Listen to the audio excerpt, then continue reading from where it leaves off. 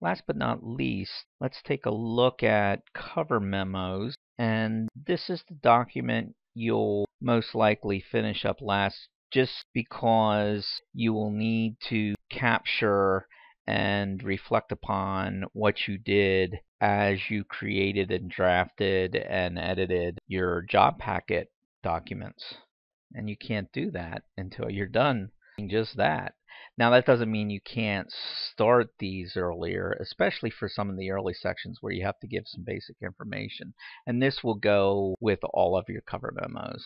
There's some information here that you can put in earlier, so you can get started on these just like any other document that you do almost, depending upon the rhetorical situation.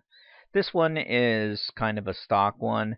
If you notice, these cover memos are a place where you can really start to practice your document design skills. And so they're not graded, but they do really impact the grade, because these are where you basically give your instructor the tools your instructor will need to examine your documents from the rhetorical situation and evaluate your documents and your rhetorical choices based upon the situational demands. And so, very important, very important.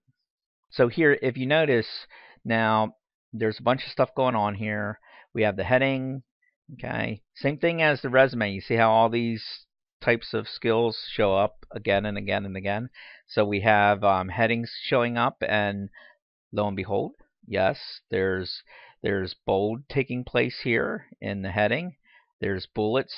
This is a standard memo convention. And see how all these things are single space. See how the paragraphs are separated by spaces, not by indents. That's a big difference from what you're used to. There's columns taking place here. Now, these are also early ones. You're not going to have all the skills that you'll have later on in the semester. So as you'll see, this has some things. Now, this person's starting to do an introduction here, as we'll look at how to make an introduction cohesive, and this will come into play with the proposal very, very soon. But here you want to do something where you introduce all the main sections that are going to follow. And unfortunately, this person had the right idea, but it doesn't quite follow through. They have letter of application, traditional resume, and electronic resume. This is when we used to require those. But here, it doesn't match. It says job description here, and the person really doesn't. There's letter of application. There's resume. This goes to a second level heading, and there's where we get electronic resume. So you see, it doesn't really match up to what's going on. So you have to keep those things consistent. And so, person's starting to do something very, very good, but we need to continue to work on that. What the person should have had, according to this, is job description and letter of application and then resume, and that would have been fine. And then in the subsections, you should do the same thing. So what you're going to want to do is give your instructor the information where you found the job posting and kind of qualification that it requires, so that they know what you are writing toward. And then you need to give them a way to find the information they need to find. And so when I'm looking at the letter, I want to find right away where you wrote about the letter. And so I need to find it in here. Now later on, see how this is a big chunk of text here? Later on, we'll want that be broken up a little bit more. This here, they have different sequences. This is somewhat okay. They're starting talking about different sequencing and orders, but bullets aren't a good thing to use for sequencing unless, like it's columns, and bullets aren't a good thing for sequencing. Numbering and enumeration would be better. But again, this is like an initial thing. The first one. So this person's well on their way. Okay, second one. So this one has the old cover memo on it. Now, many people will put these on, and it's fine if you do, but you don't need to state something's a memo. It's kind of understood once people see this cries out memo. So you don't really need to announce it like this. It's kind of like I had a friend who had a cat named Cat, and yes, this cover memo heading here is probably unnecessary. It's okay to put it in, but you probably don't need to do that. Just because the convention, the heading convention here, the to, from, date, and so on, subject line, these things are so conventional that as soon as we see that, we kind of assume, not kind of, as soon as we see that, we know that this is in a report, short report or memo format. Okay. Here, this is, oh, this is what we were talking about before. So this person actually puts like a forecast in their heading. Now you can do this, as we'll talk about in the proposal, through in the text itself, as long as they go in the order that they appear. So internship description, boom. Description of Scottrade Incorporated, boom. See how they match? What's the next one? Rhetorical strategy resumes, boom. Rhetorical strategy letter of application. Oh, that is good. Okay. Okay.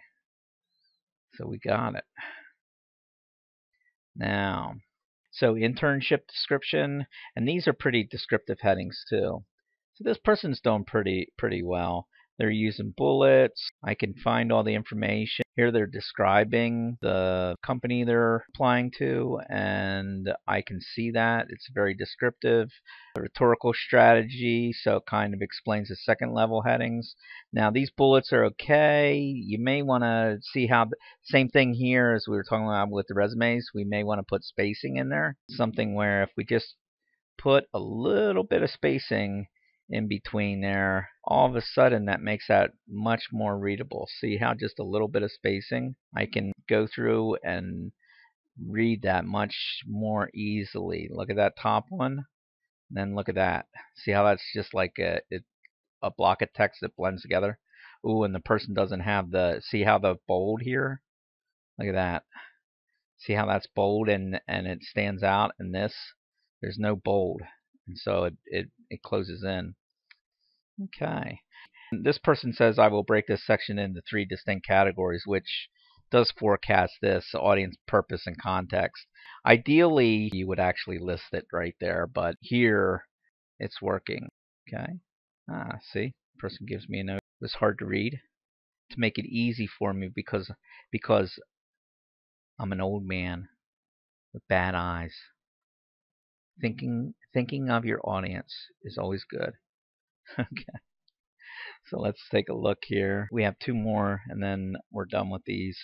This is our writer with the 2 different packets. And so again, this person had to create a special cover memo, which is different than a regular cover memo. So this person has placed in here that they created 2 resumes and 2 cover memos, special, and then they could have put the heading titles here: editorial internship English, and then down here marketing intern.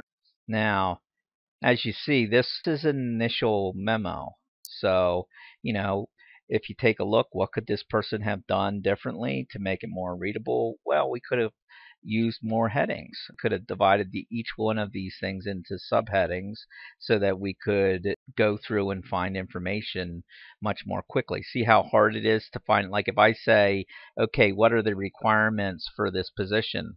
Do you see how, even though it's here, that's good, but it does take me a little bit to find it, or where's the information about the company? See how it takes a while to find it. Who's the audience? My rhetorical strategy. You see, all that information is in there. It's just hard to find because of the document design. And these are the things we want you to start thinking about this semester. Okay, one more. By the way, that writer is a good writer. And so, like everyone, don't think that just because I'm pointing out how people can improve this, we're all like that, myself included. So, that's what we're here for. Okay, the last one here, they have like the memo. By the way, first time I wrote a memo, I put memo up there. Okay, this one's good. Introduction, job description. Oh, this person's using color. Okay, very nice. Okay, then you have a big bulleted list. This one person has a link on there. So that you could actually left click on that. Okay. This is good as far as the first level headings, but you see how after that point, everything's just in block text. And so this is something where we might be able to break this up into smaller points and then bullets like this. But we also could use second level headings and things like that to make it work better. I also am not sure whether I would have to take a look through here, but I don't know whether all of this, like job description, whether this is set up there in that intro. The intro looks more like it's talking something about the rhetorical situation. And here also, this has everything under revisions and drafts. What if I want to know something about the letter versus the resume? How am I going to find that? There's nothing here that lets me distinguish one versus the other. It's all in the same text. So I have to read this whole section to find out the information. And like I said, by the way, this is how all of these are at the beginning. And even though you've watched this, I guarantee you, most of you will do, things exactly like this at the beginning of the semester. But that's what we're here for. By the end of the semester, our work will start to transform the way you communicate and the way you think about and approach communications. Anyway, I hope this was helpful. Good luck with your job packets, and I will probably see you in upcoming videos. Oh, you poor students.